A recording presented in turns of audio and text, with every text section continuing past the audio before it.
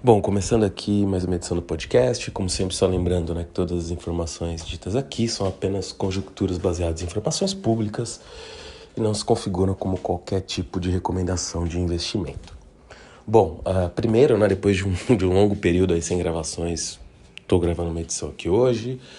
Daqui para frente vai ser difícil ter gravações aí de forma esporádica, enfim, estou com um pouco de dificuldade de agenda para gravar. Mas hoje eu consegui aqui, acho que tem muita coisa para comentar, Então eu vou até focar agora mais no presente, que já se passou muita coisa. Mas eu queria começar aqui hoje, na verdade, falando um pouco sobre a Arábia Saudita. E acho que é um tópico importante porque acho que o que acabou jogando luz no país nas últimas semanas foi esse investimento marcante no futebol do próprio país, Por mais que eles tenham comprado o Newcastle na Inglaterra. E vai ser ali um time que provavelmente que até foi para a Champions League para a próxima temporada, para a Liga dos Campeões. Então provavelmente é um time que eles vão começar a despejar dinheiro, até exemplo do que o Qatar fez no PSG, ao exemplo do que o Emirados Árabes Unidos, ali Abu Dhabi, enfim, fez no Manchester City, acabou de ganhar a Champions. Então provavelmente vai ser um time ali que, não sei se já esse ano, mas a tendência é se tornar um time muito agressivo, em contratar grandes jogadores, colocar muito dinheiro. Claro que as regras do fair play hoje em dia limitam levemente isso, Mas isso vai acontecer. Mas aqui eu não tô para falar exatamente de futebol, Só fiz esse comentário de lado para voltar para a Arábia Saudita. O que eles fizeram lá? Pegaram alguns dos principais clubes do país. Eles foram ali, de alguma forma, estatizados, se usou esse termo. E esses clubes começaram a fazer lances insanos, em termos de salários para jogadores. O Cristiano Ronaldo, na verdade, já foi para lá há alguns meses. Agora assinaram com o Benzema, com o Kanté. Teve uma proposta muito forte para o Messi. Estão até em busca de alguns jogadores até um pouco mais jovens, embora a maior parte dos jogadores que eles estão levando estejam em final de carreira. Até alguns jogadores mais jovens ser ventilado. Até um nome que aqui no Brasil pegou mais nos últimos dias foi que estavam pensando até em fazer uma proposta para o Neymar. E aí a gente tem que... O que a Arábia Saudita quer fazer com isso, Bom, a Arábia Saudita, como todo mundo sabe, além de ser um país relativamente, pelo menos pro que a gente pode chamar de Ocidente, E aqui não estou querendo entrar nessas definições mais complexas. É um país relativamente fechado, muito religioso, numa vertente do Islã ali bastante fechada, muito próxima da Sharia, da lei islâmica. O wahhabismo ali é muito forte ali dentro, Então, um país ali muito guiado pela religião. Bom, o príncipe herdeiro ali, o Mohammed bin Salman, que assumiu ali a gestão do país já talvez há 2, 3 anos, talvez até um pouco mais de tempo, Uma pessoa mais jovem e, claro, quis se mostrar ali como um modernizador e tiveram ali algumas reformas teoricamente modernizantes, que nem passaram a permitir que as mulheres dirigissem cinemas no país. Aqui não estou entrando no mérito se isso de fato é modernizante, Estou falando apenas da narrativa que a Arábia Saudita deu para isso. E, bom, dentro disso, a gente via ali uma necessidade do país de querer se abrir para fora. Teve ali aquele crime, não sei chamar de outra forma, que foi o jornalista que foi morto ali, na verdade até, enfim, pelos relatos, dilacerado ali, cortaram ele ao meio dentro da embaixada saudita na Turquia, enfim, já com o Mohammed bin Salman sendo ali o príncipe, que estaria tocando ali o dia a dia do país. Então, assim, por isso que eu digo, essa questão modernizante é bastante complexa, mas de qualquer forma, esse investimento no futebol é mais um movimento no país no sentido de fazer sua propaganda, E por que a Arábia Saudita está fazendo essa propaganda? Bom, como todo mundo sabe, a Arábia Saudita é um estado muito dependente da exportação de petróleo. A exportação de petróleo, enfim, é a grande fonte de renda do país. Boa parte dos cidadãos do país, inclusive, recebem, e aqui eu não vou entrar tanto na especificidade, porque eu não conheço só fundo, estou dando aqui um panorama que pode ter pequenos erros até nessa informação que eu vou dar a seguir. Mas que boa parte dos cidadãos até recebe algum tipo de auxílio do governo por pelo superávit mesmo que o país tem com as vendas de petróleo. Ou seja, é fundamental para a economia do país, e isso, tanto que a Saudi Aramco, a maior empresa, chegou a ser a empresa mais cara do mundo em bolsa, antes das techs ganharem aí ainda mais valorização nos últimos tempos. E vale aí mencionar também que o próprio governo saudita, quando fez o IPO dela, vendeu uma parte ínfima das ações por achar que elas tinham muito valor. De qualquer forma, aqui eu nem vou entrar também tanto na discussão verde, que eu já falei aqui várias vezes em episódios passados, mas claramente a tendência é que o consumo de petróleo caia, talvez não na velocidade que alguns propagandeiam, mas vai acontecer, provavelmente ainda vai se queimar petróleo, digamos, por muito tempo, mas essa quantidade tende a cair, principalmente talvez nos próximos 50 anos. Antevendo isso, a Arábia Saudita precisa substituir suas receitas, né? E hoje ela, digamos, ela é o maior produtor, não é ela, mas ela é o maior exportador, né? Então, e é um dos países com maiores reservas, claro, maiores reservas, como todo mundo sempre comenta, estão na Venezuela, mas em termos de país com reservas fáceis de se extrair, que tem uma indústria estabelecida e que faz grandes vendas, o principal player hoje no mundo é a Arábia Saudita ali, talvez até ao lado da própria Rússia, até por isso que tem a OPEC+, mas a Rússia com a questão da guerra e por ter um consumo interno, né, um pouco maior que a Arábia Saudita acaba sendo ali o maior exportador do mundo. Bom, vendo esse cenário que ela pode perder receitas com isso, a Arábia Saudita tomou várias iniciativas.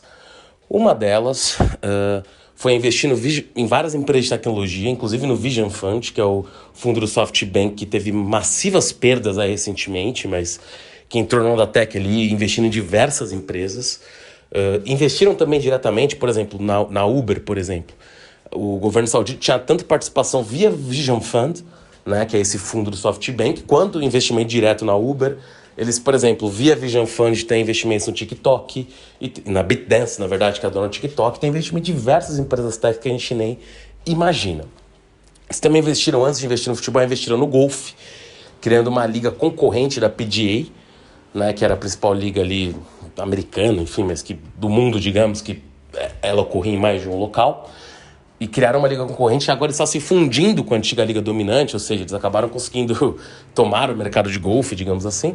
E tudo isso é propaganda, né? Mas por que essa propaganda é importante para a Arábia Saudita, né?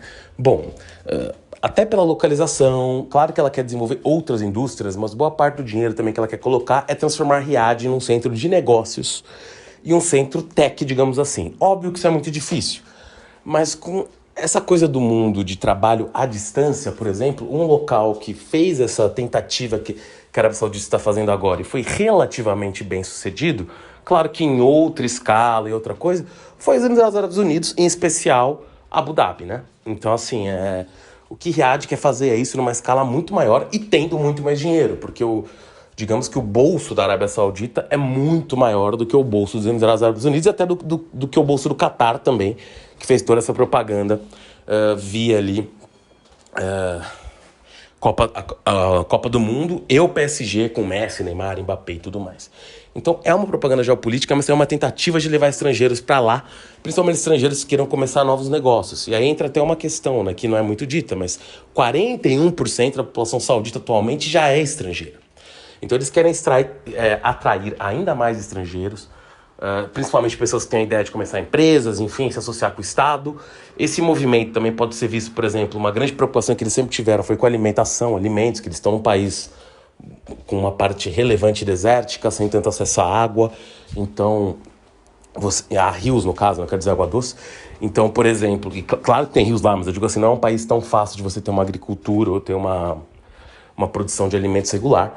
Então eles já tinham uma participação grande através de um dos fundos da família real saudita na Minerva, que hoje é a segunda maior frigorífico brasileiro, na verdade o segundo maior é o Marfrig, mas eu digo assim, com produção no país, né? O segundo maior é a Minerva. E agora no aumento de capital da BRF, que estava passando por uma dificuldade, eles também se comprometeram a colocar um valor ali, podem chegar, salvo engano, a ter 15%, 16% da BRF, algo assim. Pode ser até um pouco menos que isso, mas o fato é também vão ser um player importante.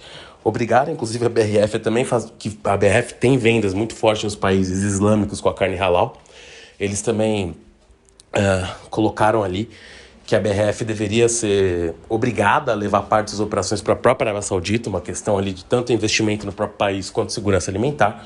Então o país está investindo isso em várias frentes. E qual que é a importância disso? A gente está falando do maior produtor de petróleo do mundo, um país com ambições também, de alguma forma, militares, até retomou as relações com o Irã agora a partir de um acordo com a China, né? A China, na verdade, intermediou um acordo entre eles e o Irã para se reabrir as embaixadas de um país no outro e retomar relações, mas também vem se aproximando de Israel, embora não tenha retomado relações. Então, assim, é um país que está tentando fazer várias alianças ao mesmo tempo e aumentar a sua importância geopolítica e com muito dinheiro para isso. Então, nos próximos anos, a tendência é a gente ouvir cada vez mais propaganda saudita E claro, eu não sei se essa propaganda vai dar certo, mas caso ela dê certo, não se surpreendam se você... E claro, aqui eu não estou fazendo julgamento se vai dar certo ou não. É muito difícil para mim, aliás, antever isso. Eu não consigo nem dar um palpite sobre, porque eu vejo dificuldades claríssimas, inclusive culturais, né, de se viver num país como a Arábia Saudita para pessoas que vêm de outra criação e vêm de outros lugares, enfim. Mas, por outro lado, tem muito dinheiro jorrando para isso. Então é bastante complexo. Mas não se surpreendam se, por exemplo, hoje o Cristiano Ronaldo amanhã pudesse a depender também da taxação que vai ter na Arábia Saudita, alguma empresa tech ir para a Arábia Saudita, tá? Não estou falando que vão em várias, mas não me surpreenderia tanto. Então acho que esse é um cenário que os sauditas estão perseguindo. Como eu disse, Abu Dhabi conseguiu de alguma forma ali com Dubai, né? Dubai acabou virando uma capital de negócio. É o que querem fazer com Riad numa escala muito maior. E vai ter muito, muito dinheiro para isso. E os países árabes, de forma geral, até se aproveitando dessa seca do crédito no mundo, estão indo para cima. Basta ver a proposta, por exemplo, da ADNOC, que é a petrolífera dos Emirados Árabes Unidos, aqui querendo comprar a Braskem junto com o Fundo Apollo americano. Então, assim, eles estão indo para o resto do mundo e a gente vai ouvir cada vez mais falar de dinheiro árabe entrando em vários lugares.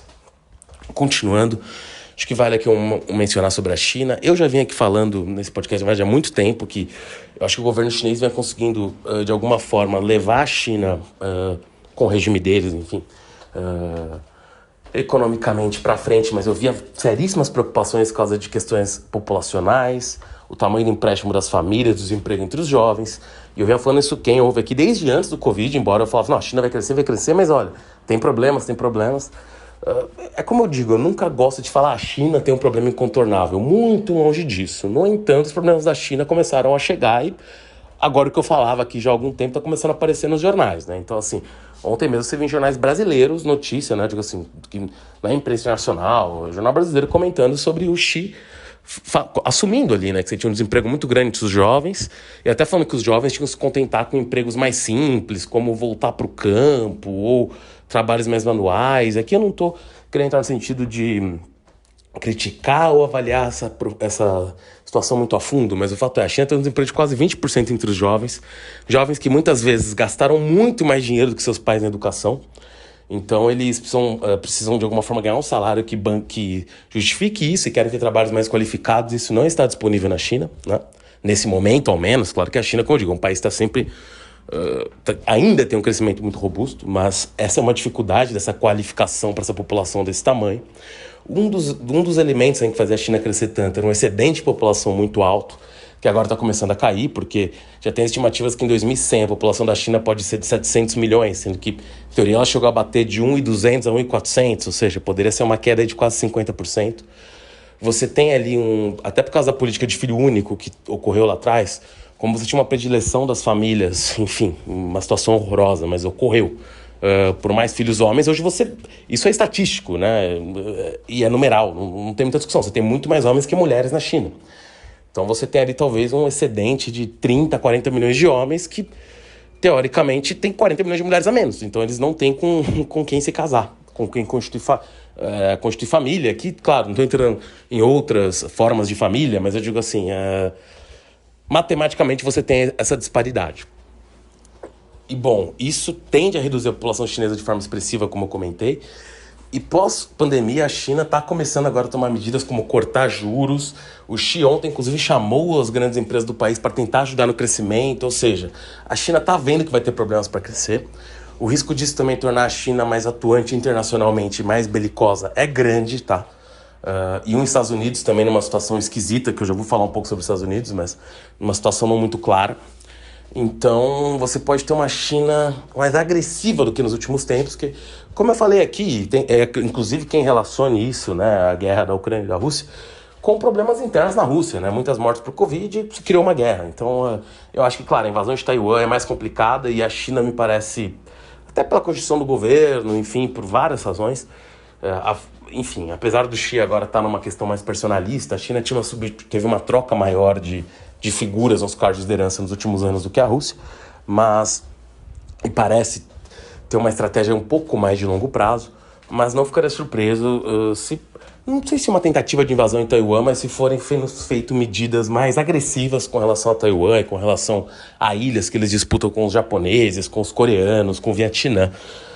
porque é um momento delicado para a China, no qual a China já esteve nessa encruzilhada há poucos anos atrás, claro, não com a diminuição da população ao mesmo tempo, mas com alguns problemas de alta dívida, e conseguiu ir, entre aspas, rolando isso para frente, como boa parte dos países faz, ainda com crescimento, mas não estou falando aqui, como eu digo, eu sempre pontuo isso aqui, eu nunca estou colocando morte da China, eu sempre falo, a China vai continuar crescendo, eu acho só que a velocidade desse crescimento tende a cair e esses problemas vão aumentando com o tempo e as soluções a ser dadas não são simples. E como eu disse, o governo da China, na verdade, foi extremamente bem sucedido nas escolhas que ele foi fazendo ao longo do tempo, mas elas estão se tornando mais difíceis e o espaço de manobra diminui, com isso os riscos aumentam. Falando rapidamente dos Estados Unidos agora, porque eu queria até ir para o Brasil e para algumas coisas específicas, mas nos Estados Unidos a gente tem ali um cenário ainda de que o Fed ontem, né, segurou os juros, né, não aumentou, mas tinha uma expectativa de uma ata do Fed falando em juros caindo, né, e na verdade o Fed até acenou que, olha, não, o mercado de trabalho continua muito apertado, a gente pode voltar a subir os juros se as condições mudarem.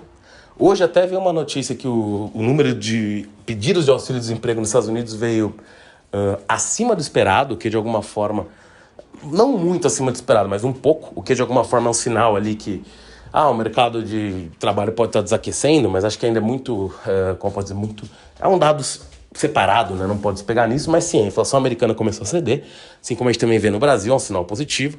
E acho que o que, assim, para comentar de forma rápida sobre algo que está rolando nos Estados Unidos ali, que me parece um pouco mais importante, a gente vê ali as empresas, na verdade, não se valorizando tanto em bolsa, apesar de você ter ali uma estagnação do valor das bolsas, teve um crescimento muito grande de algumas empresas tech, aí vale mencionar a Nvidia de chips, principalmente, que está com uma perspectiva de ter muitos chips para ir de venda, então subiu para mais de $1 trilhão. Eu acho esse valuation insano. Ele pode até se provar correto nos próximos anos, as coisas acontecem. Mas nesse momento ele parece muito alto, e pode ser que vá mais que isso, mas em algum momento acho que isso vai retornar um pouco. Embora sim, a empresa tenha vantagens estruturais muito claras e, enfim, tem uma tecnologia desenvolvida diferente, mas me parece uma coisa um pouco, né, euforia, um pouco também, reconhecendo as vantagens que a companhia tem, né? E nesse sentido vale mencionar também, né, o quanto as empresas tech, principalmente da região da Califórnia, enfim, que estão localizadas lá, até pós a compra do Twitter pelo Elon Musk, porque foi um símbolo nesse sentido, embora esse fosse um processo que já ocorresse. E claro que não estou entrando aqui em gestão do Twitter, como está sendo feito, até porque lá pareceu uma coisa bastante desorganizada a forma que foi feito. Mas ao demonstrar que uma empresa poderia continuar funcionando, em especial uma empresa que não precisa de gente eventualmente tão física, tão mão de obra diária, tem muita gente de marketing, muita gente de desenvolvimento, desenvolvedores, enfim, poderiam funcionar, né? Ele chegou a mandar embora mais de 80% do Twitter, que obviamente é uma loucura, ele teve que recontratar a gente, o Twitter, enfim, nesse sentido está um caos. Mas outras empresas, o próprio Google, Facebook, a Microsoft em menor escala, mas a própria Amazon, demitiram pessoas e a notícia que se vê é que não vão precisar voltar a ter essas pessoas, né? Então, isso é uma coisa que talvez afete principalmente a Califórnia, até pela forma que a taxação lá é feita, que depende de novas empresas abrirem capital em bolsa, enfim. E além disso, provavelmente muitas pessoas que tinham empresas ganhando muito bem no Google, no Facebook, porque os salários eram muito altos, provavelmente nem vão conseguir trabalhos equivalentes em outras empresas. Então, isso gera um problema, acaba sendo um problema um pouco localizado, porque por mais que na pandemia muita gente tenha que morar em outros estados, é um problema um pouco mais californiano, embora essas pessoas estejam arranjando outros empregos, não aumentou tanto assim o desemprego lá, embora a vacância de escritório sim, mas você tem ali um cenário em que as pessoas começam a ganhar menos, isso claro que tem um efeito cascata na sociedade, é um efeito muito negativo. Então, vale a pena ver o que isso vai se desenvolver nos próximos anos, até porque não é uma questão de curto prazo e que talvez não esteja sendo analisada tão a fundo. Mas isso é um comentário um pouco mais superficial que eu estou fazendo aqui, sem nenhum tipo de previsão, eu preciso entender o que vai acontecer. Para finalizar, queria falar um pouquinho do Brasil e até retomar que eu fiz 10 previsões ali, acho que eu comentei aqui, mas foi até mais no Twitter no final do ano, e uma delas foi que a primeira-ministra a cair ia ser a Daniela do Vaguinho. E demorou até mais do que eu esperava pelas coisas que já tinham saído, enfim, mas ao que parece, ela não está confirmada. Ela talvez caia hoje, pelo menos o que a mídia tem dito. Me parece um pouco natural pela forma de seleção e pela dificuldade que o governo vai ter, pelas mudanças que foram feitas em orçamento, dando mais dinheiro para deputados, para ter uma maioria, principalmente na Câmara dos Deputados, e mesmo com a mudança de ministros, acho que esse problema vai continuar a existir. Como eu também falei a previsão lá, União Brasil, MDB, PSD, São partidos que vão votar como querem, a depender da matéria. Acho que desses, claramente, o mais difícil é a União Brasil, mas o PSD também é um partido complexo. O MDB talvez seja o que, no Senado, não se, acho que ainda é mais próximo do governo, mas na Câmara também vai ter sempre algum nível de contrariedade a alguns temas. Então, é um cenário difícil. Entretanto, né, o Brasil conseguiu passar o arcabouço, agora está no Senado, mas no Senado o governo acho que tem até uma folga maior ali de número de votos, então deve ser aprovado sem tantos problemas. E acho que essa sinalização do arcabouço, junto com os dados da economia que no comecinho do governo vieram mais díspares por uma série de razões, mas tem começado a melhorar, inclusive com as quedas, enfim, muito expressivas da inflação que vieram nos últimos dados. Me parece que o caminho para a queda dos juros, que, como eu sempre comento aqui desde a época da pandemia, para quem escuta, que eu acho que os juros foram derrubados demais na pandemia no Brasil, e depois teve uma subida absurda, e agora para mim também demoraram para baixar. Eu acho que tem um pouco de um frenesi em cima disso também agora, que todos os problemas do país repousam nisso, que também não é verdadeiro, mas sim, os juros estão altos há tempo demais, isso é um fato. Eu até diria que o consenso está mais no sentido que eles podem talvez nem cair nessa reunião de junho, mas eles devem começar a cair em agosto, isso deve trazer atividade econômica. E acho que o país está num momento interessante, acho que, enfim, a gente tem a questão ambiental, o investimento em hidrogênio verde, quem acompanha aqui também eu fiz um episódio específico sobre carros elétricos, enfim, e aí, como eu falo, não sou nenhum especialista, mas eu realmente acho que tem uma chance, enfim, do hidrogênio acabar sendo através da eletrolise, se ao invés de acabar sendo o combustível do futuro, e na verdade para caminhões nem se desenvolvem mais caminhões elétricos em grande escala, algumas empresas fazendo isso até desistiram, navios também nem se pensa nisso, nem para aviões, então eu acho que mesmo para carros, tá, o carro elétrico hoje é a coisa do momento, mas tem mil questões na forma que são explorados os minérios que dão origem a isso, em especial o cobalto no Congo. Você tem os problemas depois de se livrar das baterias. É que não estou falando que os carros elétricos são um problema, estou falando só que dá para se aprontar problemas. Eu tenho a impressão que o hidrogênio pode se tornar uma fonte também muito competitiva, além do Brasil já ter o etanol. E a gente teve investimentos altíssimos anunciados essa semana, coincidentemente, pela Ursula von der Leyen, a presidente da Comissão Europeia. Salvo engano, foram no Ceará, mas eu não quero agora falar os estados de forma me enganar aqui em quais estados foram. Mas é um investimento muito alto e eu acho que o Brasil tem sim chance de se tornar uma potência no hidrogênio verde, seguindo essa linha, tá? Acho que é um cenário bem interessante. Acho que outra coisa também que aconteceu, né? Tinha-se ali muita expectativa com relação a uma mudança de forma que a Petrobras ia precificar os combustíveis. Na verdade, isso não ocorreu como as pessoas esperiam. Teve uma mudança numa fórmula que é até um pouco difícil de calculá-la, mas de qualquer forma, ela não resulta em uma queda, uma manipulação do preço, como muitos diziam, né? E basta ver o preço das estatais, Petrobras em máxima histórica, Banco do Brasil em máxima histórica, então você não teve interferência nas estatais, como se dizia, por mais que você tenha tido uma flexibilização na lei das estatais, enfim, você não teve nenhuma forma de ingerência que tenha feito o preço dessas ações caírem. Você tem sim um cenário de um comércio, apesar dos supermercados terem aumentado 10% as vendas no último mês, o cenário do comércio, de forma geral, um pouco mais deprimido, mas acho que e venda de imóveis também, mas acho que a queda da taxa de juros que deve começar a ocorrer deve mudar um pouco esse panorama.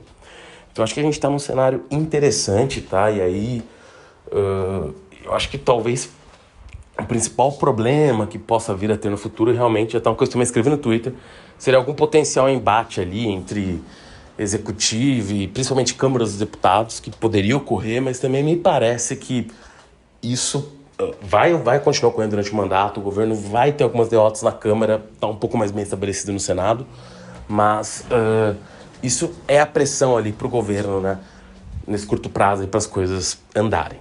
Falando aqui agora de setores mais do que nomes até, eu acho que varejo e mesmo construção civil devem se beneficiar nos próximos meses, talvez, de uma queda dos juros que está se desenhando, como eu comentei.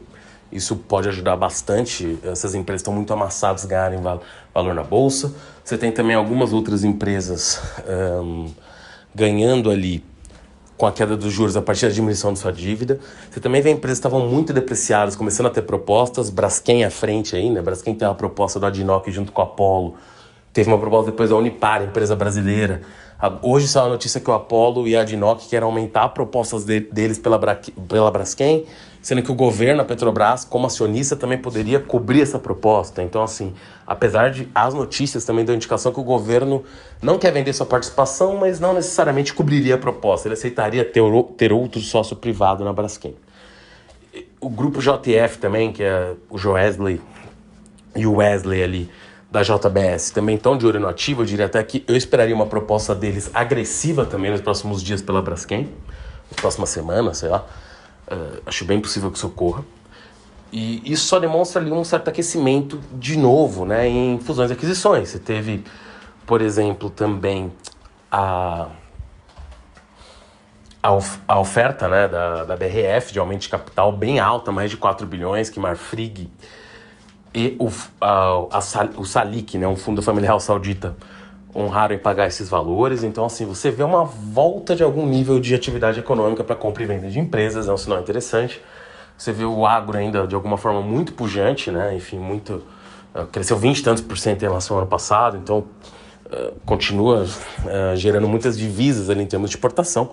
Eu acho que o risco nesse sentido é justamente o que eu comentei da China. Claro que a China agora está se reabrindo, então ela tem comprado muita carne, muitos grãos, muito minério até um pouco menos, na verdade, mas você tem um risco aí da China por algum período, enquanto se ajeita ali, né, e tenta retomar não vou nem falar um crescimento mais robusto, mas tenta se ajeitar internamente, diminuir um pouco as compras de commodities. Isso, claro, afeta os preços disso no mundo inteiro, sem contar o próprio preço do petróleo, né? Inclusive essa discussão toda da margem equatorial, que eu não vou entrar aqui porque não sou ambientalista, é muito complexo e tem que se fazer os estudos para ver se isso faz sentido. Mas caso faça sentido, realmente parece uma quantidade de petróleo muito alta. E como eu disse aqui, claro, o consumo de petróleo vai cair, mas não vai acabar.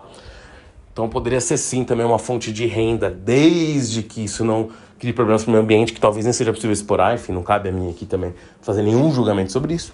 Mas caso seja possível ter essa exploração, realmente vai ser muito dinheiro, principalmente para a região norte do país, para estados que historicamente são até...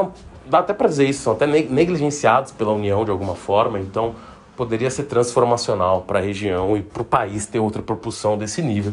Mas claro, não é uma questão simples, né? Por isso que tem-se um debate que eu acredito saudável e tem que se dar entre os órgãos que avaliam isso. Bom, retomando aqui, eu acho que por hoje é só. Eu quis focar um pouquinho mais na Arábia Saudita no começo, depois peguei algumas coisas de Brasil. Como eu disse, não dá para fazer uma previsão tão clara agora de ritmo do podcast, mas eu vou tentar retomar, talvez uma vez semanalmente. E é isso. Até a próxima edição. Espero que em breve. Valeu.